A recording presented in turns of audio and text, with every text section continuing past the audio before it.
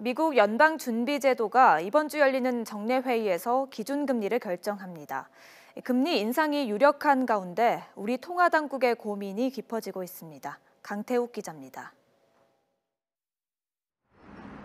미국의 중앙은행인 연방준비제도가 금리를 결정할 때 고려하는 가장 중요한 지표 가운데 하나는 실업률.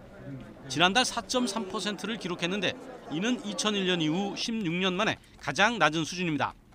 지난주 실업수당 신규 신청자도 한 주 만에 10,000명 줄어 24만 5천 명에 그쳤습니다. 118주 연속으로 30만 명을 밑돌고 있는 셈입니다. 이 같은 이유 등으로 이번 주 열리는 미 연방공개시장위원회에서는 기준금리가 한 차례 더 올라갈 것으로 보입니다. 이 때문에 1년 동안 1.25%를 유지해온 우리 통화당국의 저금리 기조가 계속 이어질지 관심입니다. 일단 시장에선 한국은행이 기준금리를 추가로 내릴 가능성은 거의 없다고 보고 있습니다.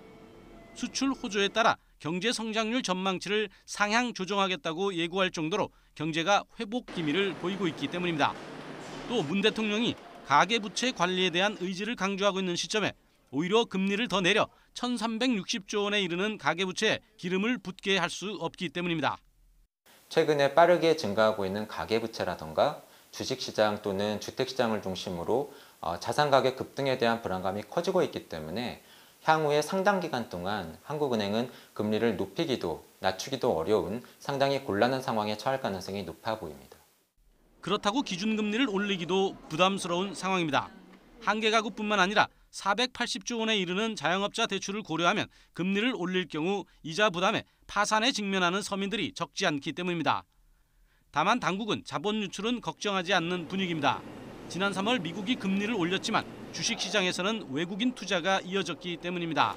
그런 만큼 금리 역전 현상이 벌어지는 미국의 세 번째 금리 인상 이후에나 우리 통화당국이 적극적으로 움직일 것이라는 전망이 대세입니다.